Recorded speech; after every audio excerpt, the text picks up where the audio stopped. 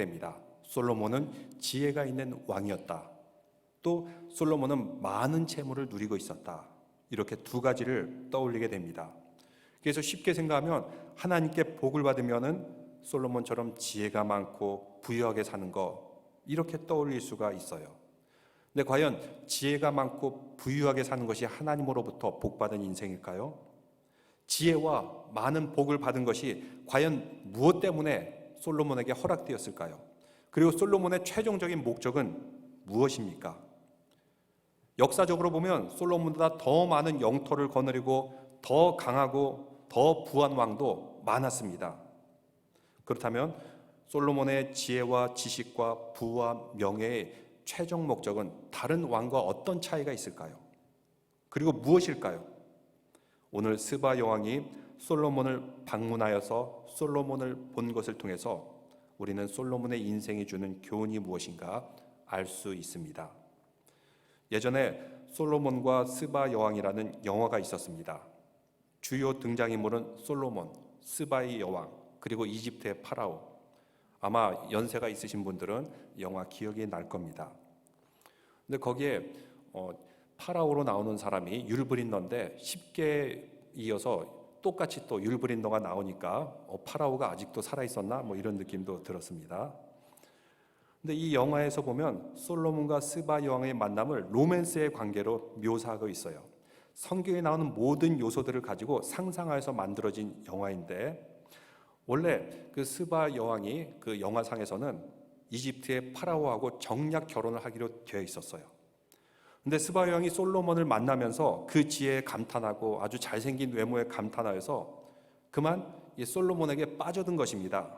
오늘 사절에도 이 여인이 황홀하여졌다 이렇게 말하는데 솔로몬에게 완전히 반하게 되었어요. 둘이 로맨스가 이루어집니다. 솔로몬이 잠시 정신줄을 놓게 되자 우상 숭배도 들어오게 되었어요. 그래서 영화상에 암시되어 있기로는 하나님이 심판으로서 또 파라오가 이 정략 결혼을 배반한 데에 대한 분노로서 전쟁을 벌이게 됩니다. 막강한 이집트의 군사 병거들 몰려오게 됩니다.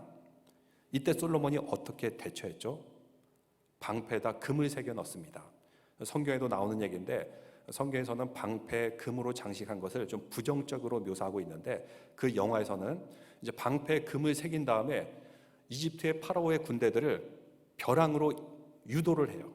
그래서 그 벼랑 쪽에 왔을 때 갑자기 그 방패로 햇빛을 반사하게 되자 그 이집트의 군사들이 너무 눈이 부셔가지고 길을 헷갈리게 되다가 결국 벼랑에 다 떨어져 죽고 전쟁을 승리로 끝나게 되고 이제 스바 여왕과 솔로몬은 로맨스가 완성이 되는 그런 스토리로 마무리 짓게 됩니다.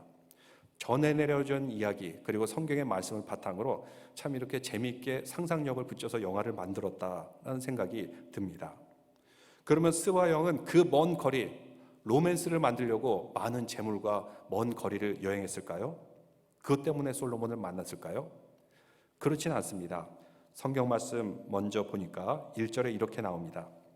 스바 왕이 솔로몬의 명성을 듣고 와서, 이미 스바란 나라까지 솔로몬의 명성이 전달되었다 그럽니다. 사실 스바란 나라는 무역 국가입니다. 그래서 먼 나라의 소식도 다 알 수가 있었습니다.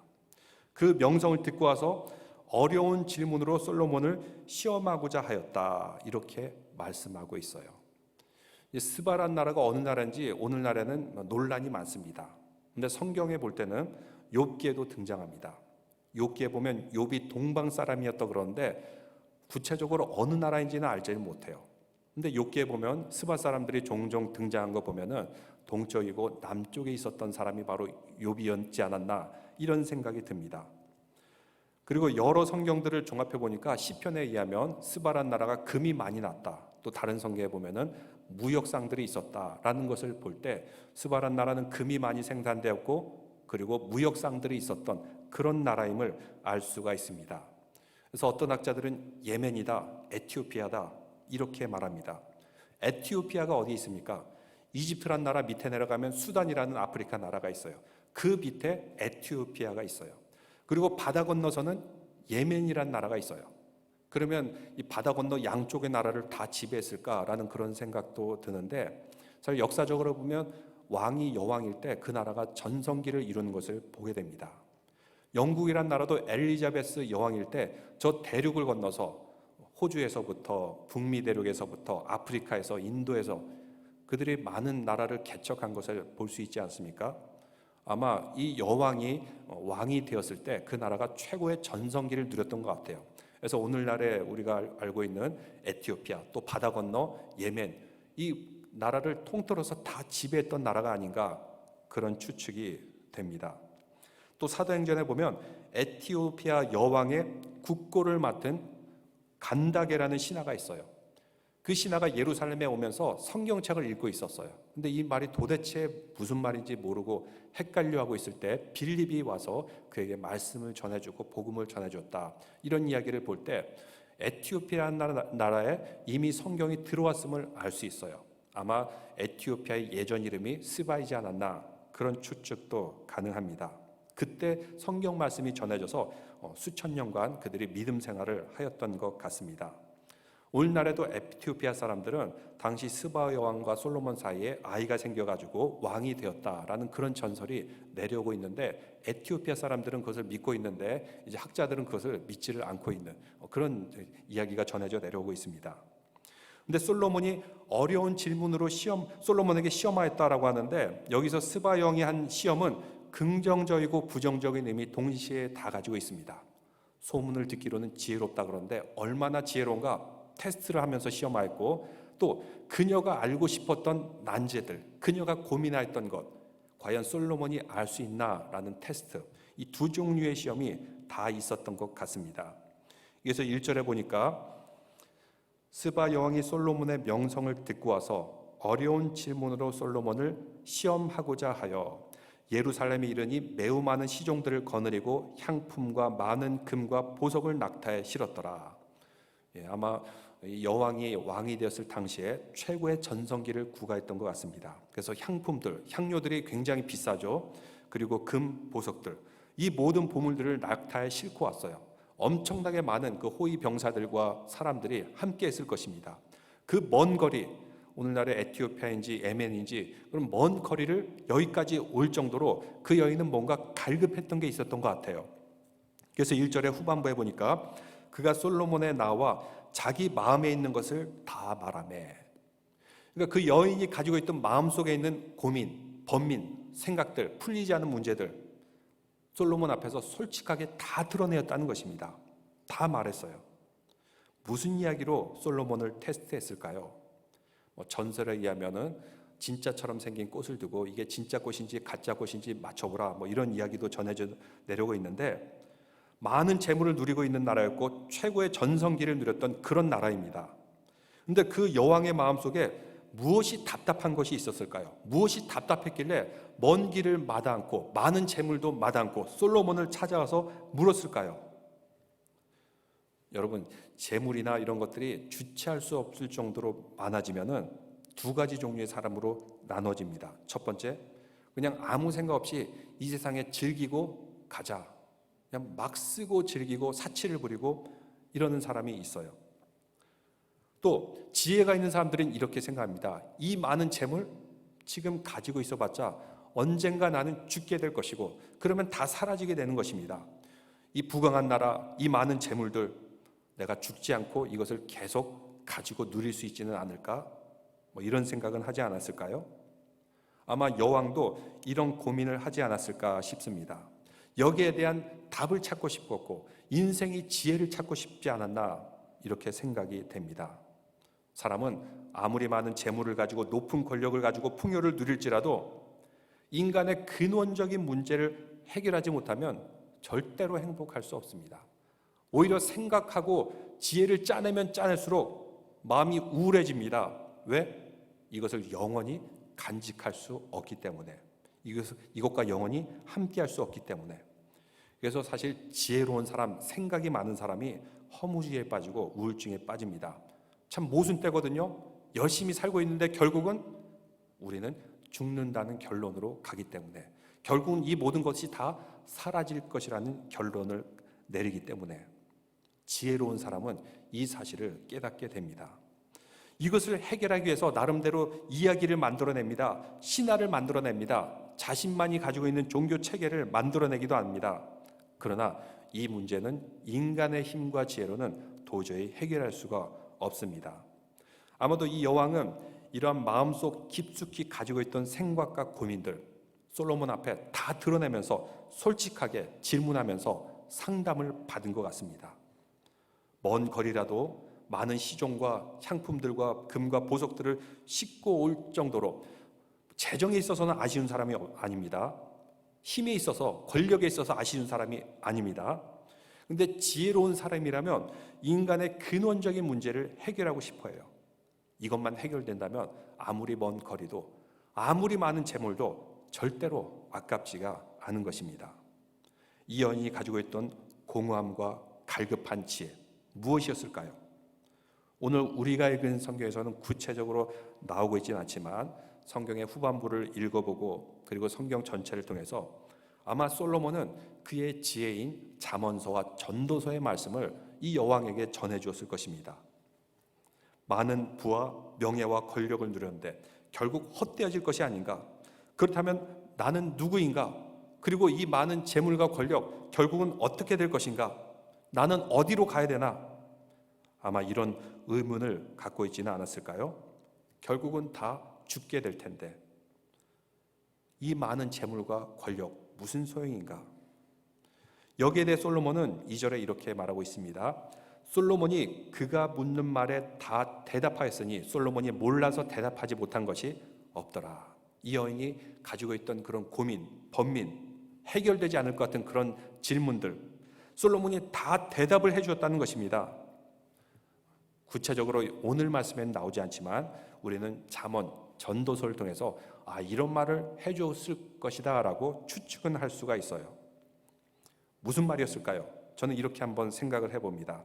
그녀가 삶과 죽음에 대한 문제를 물었을 때 전도서 3장 18절에 이런 말씀이 있습니다. 마치 그 여왕이 솔로몬을 시험하듯이 하나님이 우리를 시험한다 그래요. 그래서 인생의 일들에 대해 하나님이 그들을 시험하리니 그들이 자기가 짐승과 다름이 없는 줄을 깨닫게 하려 하십니다. 하나님께서도 우리에게 시험을 하는데 무엇을 깨닫게 해요? 우리가 짐승하고 다를 바가 없다. 여기에 대해 깨닫게 해준다는 것입니다. 솔로몬은 물고기와 들짐승과 공중의 새들 다 관찰하시면서 설명할 수 있었다 이렇게 말하고 있습니다. 이런 짐승들 생물학적으로 잘 관찰하면 무엇을 깨닫게 됩니까? 인간이 그래도 이런 동물들과 다른 영장류라고 하는데 잘 관찰해보면 이런 짐승들하고 별 차이가 없어요. 계속해서 19절에 말합니다. 인생이 당하는 일을 짐승도 당하다니 그들이 당하는 일이 일반이라 똑같다. 인간이 당하는 일, 짐승이 당하는 일 다 똑같아요. 계속해서 동일한 호흡이 있어서 짐승이 죽음같이 사람도 죽으니 사람이 짐승보다 뛰어남이 없음은 모든 것이 헛됨이로다. 짐승하고 별 차이가 없고 짐승보다 뛰어난 게 없다는 것입니다. 그래서 솔로몬이 헛되다 헛되다 하는데 가만 보니까 사람이나 짐승이나 너무나도 똑같아요. 눈, 코, 입이 있죠. 심장이 있죠. 위가 있죠. 똑같이 피가 있죠. 별로 짐승하고 차이가 없어요.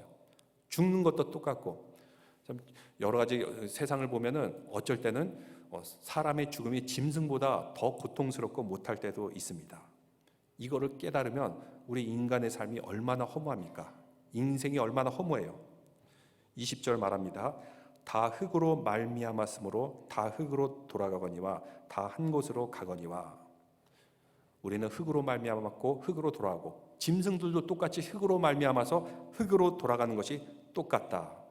사실 이것을 깨닫는 것이 지혜의 시작입니다. 창세기에도 나오는 말씀 From dust to dust 흙에서 나와서 흙으로 돌아가나니 이것을 깨닫는 것이 우리 인생의 지혜의 시작이 된다는 것입니다.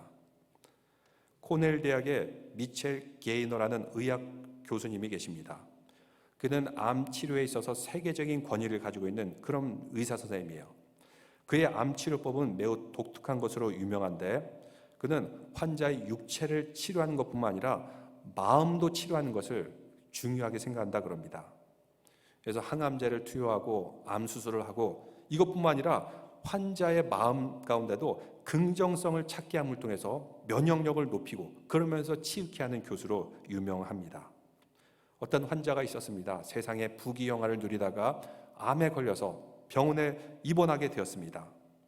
이런 위중한 병에 시달리고 있는데 그 환자가 입원할 당시 아마 경제 위기가 왔던 것 같아요. 경제가 앞으로 어떻게 될까? 이 나라가 어떻게 될까? 온갖 번민과 걱정 가운데 이 고민을 의사 선생님한테 물어봅니다. 의사 선생님은 경제학에 있어서 전문가는 아니죠. 의학에 있어서 전문가일지 몰라도 경제학은 몰라요. 근데 얼마나 답답했던지 그 게이너 닥터에게 물어봤다는 것입니다. 그러자 닥터 게이너가 이렇게 대답했다고 합니다. 염려하고 두려워하지 마세요. 그러면 질병을 물리칠 면역력이 줄어들게 됩니다. 스트레스를 받게 돼요. 사람은 흙에서 태어나 흙으로 돌아간다는 성경 말씀을 잊지 마세요. 누구나 태어날 때 아무것도 가진 것이 없습니다. 또 죽으면은 모두가 다 그냥 흙으로 돌아갈 처지입니다. 그래서 세상의 재물에 가치를 두고 여기에 집착한 것은 아무 의미가 없습니다. 근데 그 환자에게 이 말을 하자 환자가 갑자기 눈물을 흘리면서 뭔가 깨닫는 것이 있게 되었어요. 그동안 물질을 위해서, 세속을 위해서 열심히 살았는데 결국은 우리 인간은 흙에서 나와서 흙으로 돌아갈 것이구나. 이것을 깨닫자마자 자기가 과연 무엇을 위해 살았는가 다시 한번 돌아보고 생각하게 되었다는 것입니다. 그래서 창세기 3장 19절 말씀, 인간은 흙에서 태어나서 흙으로 돌아간다. 이 말씀을 깨달으면 그 다음부터 인생의 우선순위가 정렬이 됩니다. 무엇을 취하고 무엇을 버려야 되고 나의 인생의 최우선순위가 무엇인지 쫙 정렬되게 되는 것, 바로 흙에서 나와서 흙으로 돌아간다. 이 사실을 깨닫는 데부터 시작된다는 것입니다. 아마 여왕도 이러한 존재의 근원에 대한 고민을 갖고 있지 않았을까요? 그래서 전도서 12장 7절에 보니까 흙은 여전히 땅으로 돌아가고, 우리 인간은 죽어서 흙이 되어서 땅으로 돌아가죠. 그렇지만 영은 그것을 주신 하나님께 돌아가기 전에 기억하라. 우리 영혼은 그래도 하나님께로 다시 돌아간다는 것입니다. 무엇을 기억해요? 계속해서 보면 너는 청년의 때에 너의 창조주를 기억하라. 창조주 하나님을 기억하라는 것입니다. 육신은 흙으로 돌아갑니다. 우리 영은 하나님께로 갑니다. 그러면 어떻게 될까요? 심판의 자리에 서게 될 것입니다. 우리의 죄가 있습니다. 허물이 있습니다. 그러나 그 옆에 누가 계세요? 예수님께서 말씀하십니다. 너의 죄는 다 사하여졌다. 내가 그 죄값을 다 치러줬다. 우리는 천국에서 영생을 누릴 줄로 믿습니다. 이것을 깨닫고 나면 우리는 세상을 다시 한번 돌아보게 됩니다. 그래서 성경에서 계속해서 말씀하기를 해와 빛과 달과 별들이 어둡기 전에, 빛 뒤에 구름이 일어나기 전에 그러하리라. 창조주 하나님을 기억하라는 것입니다. 우리 인생에 좋은 날도 있고 어려운 날도 있고, 또 분명한 것은 우리가 흙으로 돌아가지만 그 전에 잊지 말아야 될 것이 있는데, 우리를 창조하신 하나님 여호와, 그리고 우리의 영을 받아주실 하나님 여호와, 이것을 잊지 말아라 얘기해주고 있는 것입니다. 만약 우리 인생이 흙으로 돌아간다면 이 생에 무엇이 남을까요?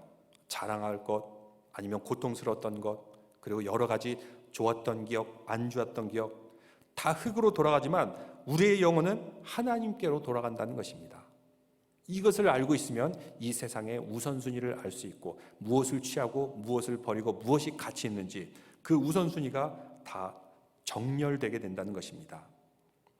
엄청난 재물을 가지고 있던 그 여왕, 이것을 다 줘도 아깝지 않을 그 여왕, 그렇지만 그녀는 내가 어디서 왔고 앞으로 어디를 갈 것인가, 여기에 대한 질문이 있었고, 또 죽으면 이 모든 것을 다 놓고 가야 되는데 하는 고민이 있었고, 근데 솔로몬에게 이 모든 마음을 털어놓자마자 그 여인은 깨닫는 것이 있게 되었습니다. 그래, 여호와 하나님을 알자. 하나님께로 가면은 이 모든 문제는 다 해결된다. 이 세상의 것들 전혀 소중하지가 않다. 중요한 것은 나의 영혼이 하나님께로 의지하는 것이다. 이것을 아마 깨달았던 것 같습니다.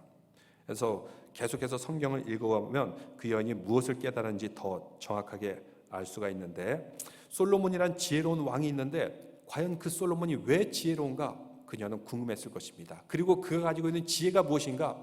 그리고 그 지혜가 나의 고민과 그런 모든 번민을 해결해 줄 수 있을까?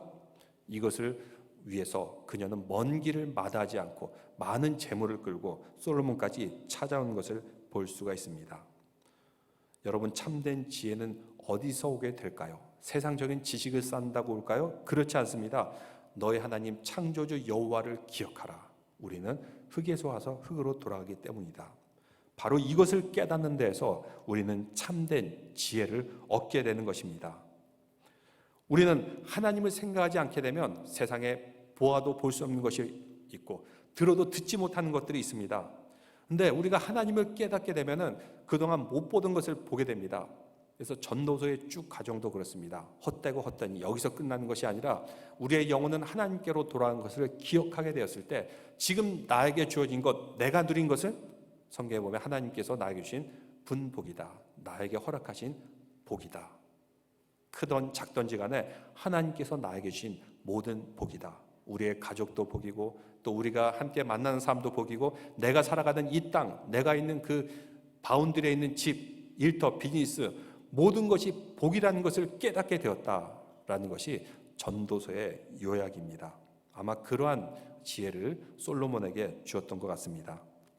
계속해서 보면은 3절 말씀에 보면 스바 여왕이 솔로몬의 지혜와 그가 건축한 궁과 4절 그의 상의 음식물과 그의 신하들의 좌석과 그의 신하들이 도열한 것과 그들의 공복과 술관원들과 그들의 공복과 여호와의 전에 올라가는 층계를 보고 정신이 황홀하여. 다시 이 지혜를 듣고 솔로몬을 보니까 솔로몬의 모든 것들이 정말 황홀할 정도로 아름다웠다는 것입니다. 영어로 보면 숨이 멎을 정도로 굉장히 압도될 정도로 환상적이었다라는 것을 말하고 있습니다. 하나님을 알고 나면 이 세상이 그냥 속된 세상이 아닙니다. 그냥 물질로 흙으로 보이지 않습니다. 이 세상 가운데는 하나님의 창조주의 뜻 그리고 하나님의 창조주의 섭리 이것을 바라보게 되어서 계단을 만들어도 하나님께 영광을 돌리기 위해서 또 함께 일을 하여도 하나님께 영광을 돌리기 위해서 옷을 만들어도 하나님께 영광을 돌리기 위해서 제도를 만들어도 하나님께 영광을 돌리기 위해서 그러다 보니까 모든 것들이 아주 놀랍고 환상적이었다. 이 여인은 이렇게 보게 되었던 것입니다. 오늘날 서구 문명을 이루는 문화들을 보십시오. 음악, 미술, 건축, 소설, 문학 어디서 영감을 얻었습니까? 소위 말하는 그 고전이라는 것도 다 보면은 하나님을 찬양하기 위해서 만들어진 것입니다. 음악, 예배드리기 위해서 하나님을 찬양하기 위해서 다 고전 음악이 되지 않았습니까? 미술, 예수님을 잘 표현하고 잘 그리기 위해서 예수님께 영광 돌리기 위해서 그림들이 얼마나 많이 있습니까? 또 건축, 하나님께 영광을 돌리기 위해서 교회를 짓고 또 건물을 짓고 또 문학, 하나님께 영광을 돌리기 위해서 소설을 쓰고 교훈을 쓰고 이런 모든 세상의 문화와 가치들 하나님께 영광을 돌리고자 하는 사람들에 의해서 사실 서구 문화가 발전이 됐고 오늘날 전 세계에 영향을 끼치고 있지 않습니까?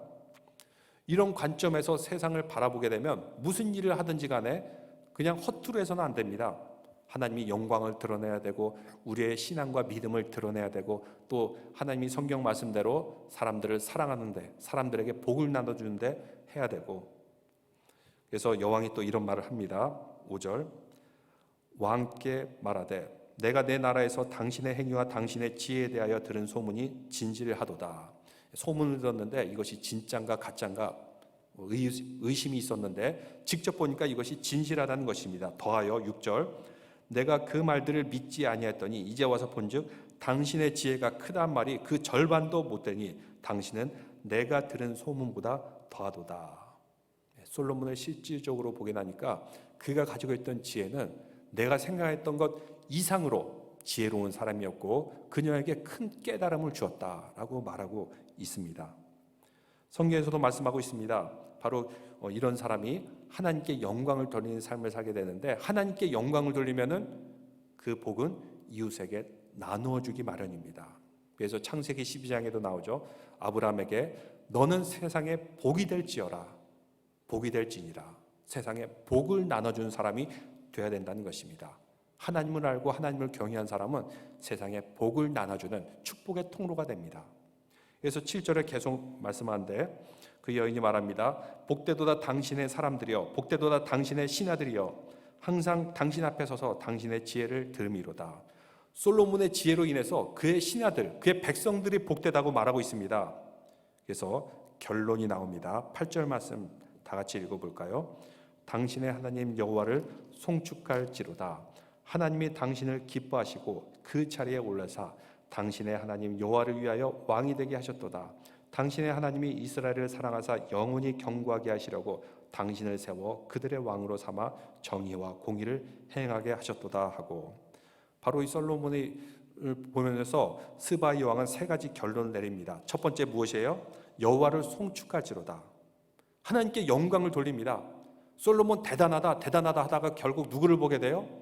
하나님이 놀라우시구나. 하나님께 영광을 돌리고 하나님을 송축하게 됩니다. 그리고 또 계속해서 말합니다. 하나님이 당신을 기뻐하시고 그 자리에 오르사 당신의 하나님 여호와를 위하여 왕이 되게 하셨도다. 솔로몬이 왜 왕이 되었나? 하나님께 영광을 돌리기에 왕이 되었다는 것입니다. 이것이 솔로몬의 기도의 제목이었죠. 하나님께 영광을 돌리기 위한 것, 그가 왕이 된 것, 지혜로워진 것, 그 나라가 부강하게 된 것, 그 모든 목적이 하나님께 영광을 돌리기 위해서였다는 것입니다. 그 하나님께 영광을 돌리고 그 다음에 어떻게 됩니까? 마지막에 보니까 왕으로 삼아 정의와 공의를 행하게 하셨도다. 솔로몬이 왕이 되어서 하나님께 영광을 돌리면서 세상을 정의와 공의로 다스렸다. 세상을 살기 좋게 만들고 사람들을 복되게 했다는 것입니다. 오늘날의 민주주의 사회에서도 정의와 공의가 이루어지지 않아서 얼마나 안타까워하고 있습니까? 그런데 그 고대 시대의 솔로몬은 이미 정의와 공의의 나라를 세우게 되었던 것입니다. 정의와 공평이 세워지게 되면은 그 백성들이 복을 받습니다. 백성들이 복을 받게 됩니다. 모든 사람들에게 복을 나눠주는 그런 왕이 되었던 것을 알 수가 있습니다. 하나님께 영광을 돌리고 세상을 살기 좋게 만드는 그런 왕, 이런 왕이 된 것을 스바이 왕이 관찰하고 결론을 내리고 있습니다. 제가 예전에 2012년으로 기억이 되는데요. 2012년 그때 20대 30대 젊은 부부 사역을 하면서 1년 반 동안 청년부 사역을 맡고 있었습니다. 근데 어느 선교사님으로부터 이메일을 받게 되었습니다. 제가 얼굴도 모르고 어느 교단 선교사님인지도 모르겠어요. 근데 그분의 아들이 아틀란타에 있는 어느 대학에 합격이 돼가지고 아틀란타 교회를 검색해서 청년부 담당 목사 이메일이 있으니까 저한테 연락을 한 것 같아요. 교회 웹페이지를 보고 저한테 이메일을 주었습니다. 그 이메일의 내용은 이렇습니다. 그 선교사님의 아들이 아틀란타에 있는 무슨 대학에 캠퍼스에 합격했고 또 B라는 대학에 합격했고 C라는 대학에 합격했는데 아들이 경제학을 공부해서 월가에 진출해서 돈을 좀 잘 벌었으면 좋겠는데 어느 대학이 좋습니까? A입니까? B입니까? C입니까? 이것을 물어보더라고요. 제가 청년부를 맡고 있었기 때문에 우리 청년부가 부흥하기 위해서는 당연히 이 학생이 A 대학이 좋습니다 라고 말해야 되는데 차마 양심상 그럴 수는 없더라고요. 근데 제가 대학을 뭐 잘 모르니까 어느 대학에 가야지 월가에 진출을 잘하나 어느 대학에 가야지 돈을 잘 버나 제가 모르고 있으니까. 근데 마침 제가 20, 30대 결혼한 부부 사역하는 중에서 소그룹 리더인 어느 집사님이 계셨는데 이분은 완전히 엘리트 코스를 걸어왔어요. 최고의 대학만 쫙쫙쫙쫙 공부하면서 박사학위도 받고 이른 나이에 교수가 되었어요. 근데 아직 정교수는 아니었어요. 테뉴어 교수가 아니었기 때문에 이분이 기도의 제목이 있었는데 그가 쓴 논문, 이것이 중요한 학술지에 발표가 되어서, 왜 학술지에 발표가 된 게 중요하냐면 그래야지만 이 중요한 학술지에 발표가 되면은 테뉴어 교수, 정교수가 될 수 있기 때문이기도 하지만 또 그분은 먼저 기도의 제목은 내가 쓴 논문이 세상에 공헌하고 하나님께 영광을 돌리는 논문이 되게 하여 주십시오라는 그런 기도 제목을 가지고 있었어요. 아주 신실합니다. 새벽 기도에 제가 설교하고 단 앞으로 내려가서 기도하고 있으면은 이분은 이 강대상 앞에 무릎을 꿇고 와서 기도를 해요. 근데 그 기도의 내용이 제가 설교한 내용, 제가 새벽 기도 때 설교해가지고 약간 정신도 없을 때인데 정확하게 듣고 핵심 요약을 2, 3분 만에 쫙 읊어요. 제가 들으라고 한 건지 모르겠지만 딱 읊은 다음에 그 다음에 이제 개인 기도로 들어가더라고요. 아, 이분이 참 머리가 좋구나. 그래서 또 간증을 시키면 매우 은혜롭게 잘합니다. 그래서 제가 종종 간증도 부탁했던 그런 집사님입니다. 물론 지금은 테뉴어 교수가 되어가지고 모 대학에서 아주 정교수로 잘 나가고 있는 그런 교수님입니다. 정말 하나님 중심으로 살았고 신실했던 그런 집사님입니다. 그래서 제가 선교사님이 받았던 그 메일을 그대로 그 집사님에게 전달을 했어요. 제가 이런 이메일을 받았는데 어떻게 말해줘야 됩니까? 어느 대학이 좋습니까? 이렇게 조언을 구했어요. 근데 그 집사님이 이제 답장을 주는데 저하고 선교사님한테 동시에 포워드를 시켰습니다. 답장을 하면 이제 동시에 다 받거든요. 저도 받고 그 선교사님도 받고. 그 내용인즉 이렇습니다. 아드님이 미국까지 와서 공부를 한다면 하나님께 영광을 돌리기 위해 지혜와 지식을 쌓아야지 돈을 많이 벌기 위해서 월가에 진출하기 위해서 공부한다는 것은 뭐가 좀 아닌 것 같습니다. 사실 A 대학이나 B 대학이나 C 대학이나 다 거기서 거기입니다. 근데 중요한 것은 하나님 나라를 위하여서 공부해야 되지, 예수님께 영광 돌리기 위해서 공부해야 되지, 돈을 벌기 위해서 월가에 진출하는 것이 목적이 돼서는 안 됩니다 라는 식으로 이메일 답장을 주었습니다. 그 이메일을 받고 제가 뒤통수를 맞은 것 같았어요. 하물며 그 선교사님은 어땠을까요? 저보다 더 큰 충격을 받았을 것 같아요. 전혀 답장도 없고 연락도 딱 끊어진 그런 선교사님이 있었던 것이 기억이 납니다. 근데 솔로몬의 지혜와 지식, 최종 목적은 어디를 가리킵니까? 8절에 나와 있죠. 그 여인이 말합니다. 당신의 하나님 여호와를 송축할지로다. 하나님을 송축하고 영광을 돌리는 것, 바로 솔로몬의 지혜와 지식과 부와 명예는 하나님께 영광 돌리는 데 있었다는 것입니다. 그리고 어떻게 돼요? 왕으로 삼아 정의와 공의를 행하게 하셨도다. 당시에 정의도 없고 공의도 없고 부정부패한 그런 세상 가운데 이런 나라에서 정의와 공의를 세움을 통해서 모든 사람들이 살기 좋은 세상으로 만드는 그런 나라, 바로 당신은 그런 나라를 만들었군요. 이렇게 하나님께 영광 돌린 것을 보게 됩니다.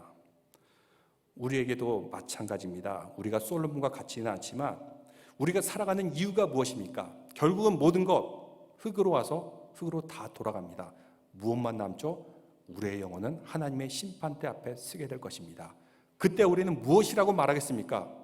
우리는 우리 주 예수 그리스도에 인해서 영생복락 천국을 모두가 누릴 줄로 믿습니다. 또 우리가 이 세상에서 일하는 비즈니스, 일터, 직장 최종 목적은 무엇입니까? 하나님께 영광을 돌리는 거죠. 솔로몬과 같이 하나님을 찬양하고 하나님께 영광을 돌리고, 그렇게 되면 자연스럽게 세상을 살기 좋게 만드는데 조금이라도 공헌을 한다는 것입니다. 그 여왕이 솔로몬 궁에서 음식을 먹고 그리고 신화들을 보고 건축을 보고 황홀하면서 놀라지 않았습니까? 우리가 사는 삶도 그래야 됩니다. 오늘 요즘 들어가지고 코로나 바이러스로 인해서 다들 집에서 지내면서 우리 어머니들이 참 고생이 많으세요. 삼시세끼 다 애들도 헤매겨야 되고 때로는 남편도 헤매겨야 되고, 근데 여러분을 만드는 그 음식 결코 이것이 일이 아니라 하나님께 영광을 돌리는 소중한 가정일인 줄로 믿습니다. 하나님께 영광을 돌리기 위해서 하고 가정을 살기 좋게 만들어야 되고 또 일터와 직장도 살기 좋게 만들어야 되고, 바로 이것이 우리가 솔로몬으로부터 배울 수 있는 교훈입니다. 모든 지혜와 지식의 근본, 그것은 하나님을 경외하는 것입니다. 근데 미련하면은 하나님의 지혜와 훈계를 멸시하게 됩니다. 솔로몬을 찾아온 그 여왕, 그의 부귀, 영화, 모든 근원, 그 지혜가 하나님께 있다는 것을 알고 하나님을 경외하게 되었습니다. 그래서 오늘날 에티오피아에도 보면 에티오피아 정교회가 있어요. 그리스 정교회가 있고 우리 개신교가 있듯이 에티오피아에도 아주 오랜 전통이 된 그런 정교회가 있어요. 아마 그때 전달되었던 그 복음이 계속해서 그 나라에 남아있는 것 같습니다. 솔로몬과 마찬가지로 우리도 하나님께 영광 돌리고 경외하는 것이 참된 지혜인 것을 깨달으실 줄 믿습니다. 세상의 지혜, 누림과 자랑, 모든 것 하나님을 경외함으로 또한 세상을 살기 좋게 만드는데 조금이라도 보탬이 되는 우리 모든 성도들 되시기를 주님의 이름으로 축원합니다. 기도드리겠습니다. 하나님 아버지, 그 스바의 여왕은 하나님의 지혜를 찾기 위해 먼 거리를 마다하지 않았고 모든 재물도 마다하지 않았습니다. 여호와를 경외하는 것이 참된 지혜고 우리는 흙으로부터 와서 흙으로 돌아간 것을 깨닫게 함으로 지혜의 근원을 찾게 하여 주시옵소서. 또한 솔로몬같이 우리의 삶이 하나님께 영광 돌리게 하여 주옵시고 또 우리의 삶이 세상을 살기 좋게 만들고 이웃을 사랑하는 우리 믿음의 성도들 되게 인도하여 주시옵소서. 예수 그리스도 이름으로 기도드리옵나이다. 아멘.